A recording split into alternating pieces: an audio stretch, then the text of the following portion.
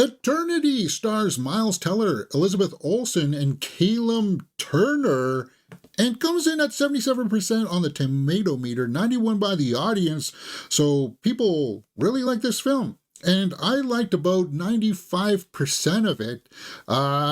What does it tell? It tells the tale of a woman in the afterlife who has to sort it out between her two ex-husbands. So the synopsis reads, in an afterlife where souls have 1 week to decide where to spend eternity, Joan is faced with the impossible choice between the man she spent her life with and her first love, who died young and has waited for decades for her to arrive. The standouts here is Elizabeth Olsen, Miles Teller, and Callum Turner, because this is resting all on their acting abilities. And if you know me, I'm an Elizabeth Olsen fan, and this movie showcases her talents all the way because you're going through a myriad of emotions here, kind of from sad to happy to lost to frustrated, and she's able to do that fairly well. So the premise is that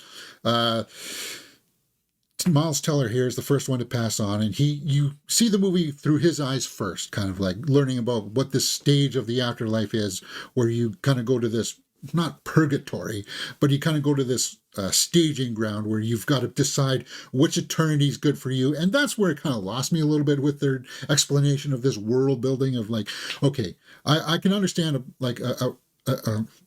a resting period or an examination period of your life as to were you successful in your endeavors and did you have fun? It kind of reminded me of that older movie, Defending Your Life with Albert Brooks, where he was in the afterlife in this examination period, and he had a like an attorney there played by Rip Torn, and they would look at his life and say, okay, were you successful? Do you think that you should move on in the universe? And I like that kind of abstract stuff. So when I was seeing that here in Eternity, I was like, this is good stuff. And you've put a really interesting premise here as to, well, okay, if I'm going to see all the people that I used to love, that makes sense, right? That I would see my past loves. And it puts a real interesting conundrum on the table here. So the premise for Eternity is really good. And it's like, wait, did you really love your husband though? Would you want to stay with that person for the rest of your life, like for eternity? Like that is a very interesting premise philosophically, right? And then, of course, when she meets her first love, and it's like that raw, animalistic kind of puppy love, it's like, okay, now you've kind of doubled up my curiosity here. How's she going to feel from this, right? And you can tell, like, it's really well executed in the two guys here kind of jousting for her, right? No, I was the first love, so you should step aside. But I was married to her for like 40 years, dude. So, I mean, come on. Like, the premise there is sound, and it is very interesting, but it kind of falters towards the third act where it's kind of trying to resolve everything. And it may not work for everybody because they try to play out most of the scenarios that you could think of up here. And when it's doing that, it's kind of like, oh, I thought the movie was over now. I don't know if I wanted to go down this angle anymore. And it's kind of like, okay, it does wrap up everything and it does answer all the questions. But as I said, it may not work for everybody because it's kind of like, well, I kind of want him to go, or I kind of want her to go with that guy instead. And it does have a few scenes where you just get to see Elizabeth Olsen and Miles Teller have it out, kind of like, look at this preposterous situation. Look at how I'm being torn between these two people that obviously love me, and should I go with which one? It's a really fun, interesting way to look at it. And then these two get into fisticuffs at times, and it's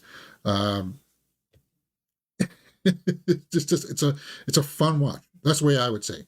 Okay, with that being said, let's fill out some numbers now for Eternity. Acting, directing, and story are out of a possible 2 points. Cinematography and score are 1 point. And I got to give the acting at least 1.5 for the ensemble here, Miles Teller, Elizabeth Olsen, and Callum Turner. But because of Elizabeth Olsen's abilities here, and that there's a few scenes in here where you just it's hard to explain because she's with one of them and you can tell that she's thinking about her life with the other one. And whatever side you fall on here, you can just see that coming through her. And it's just like, wow, this is awesome. And based on that, I'm going to give it a full 2 points. Directing. Now, technically, it was well shot. So I'm going to give all the technical points there. But let's talk about the execution of the story, where I think it does meander a little bit in that third act, where it's kind of like trying to satisfy all the bases. And as I said, I think it may work on a second viewing better, but on that first viewing, I think it may be a little bit jarring for people as we're exploring these options, right? It'll be like, I liked it ending there. I don't know if we should continue like this. But it does make sense at the end. It really does. So the story overall, it has an interesting premise. It's A24, right? And I like the existentialism angle behind it. So I'm going to give it a 1.5 as well. I just feel like we were missing maybe a few key questions here. And I'll explain it here just as I give cinematography and score. They were mediocre there. They serve the story. So to wrap up what I mean about the story here being missing a few of the beats, it's kind of like, well, you set this premise up, but do you really have to spend eternity in one of these chosen afterlives? Like, really? Does that make a whole lot of sense to anybody? You spent your entire life doing good, and now you have to choose one specific thing. Like, there's just a few things in there that just didn't quite make sense.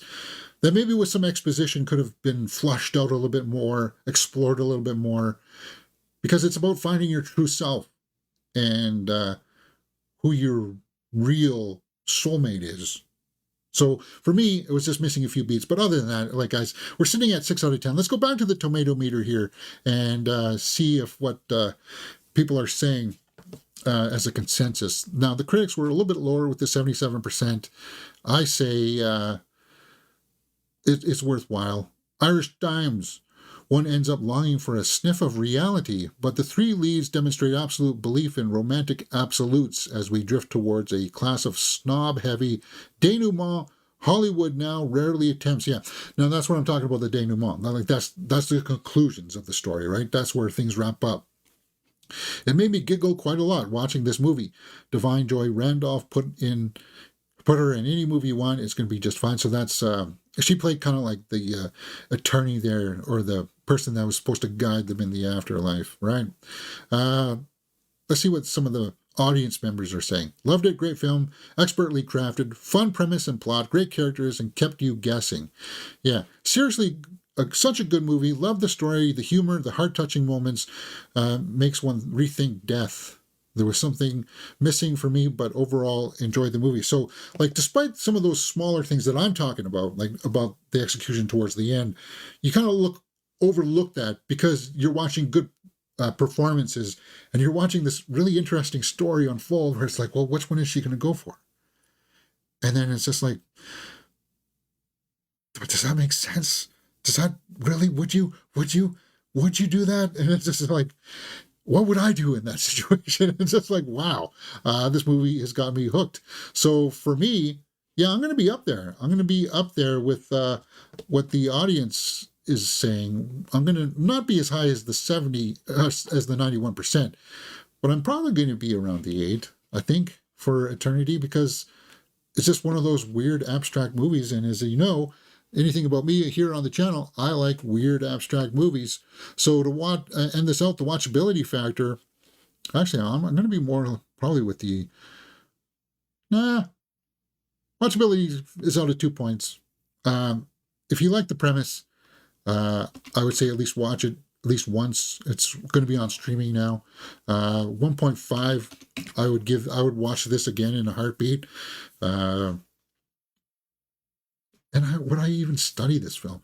I think I probably would. So why not? I'll give the full watchability 2 points. 8 out of 10 for Eternity. And I feel good about that. What do you guys think? Did you guys see this movie? Let me know in the comments below and we will talk about it. Hey, if you like this type of thing, come join us here on Mirror Domains because we also reviewed Five Nights at Freddy's 2, The Housemaid, Anaconda, Marty Supreme, and Ella McKay right here on Mirror Domains.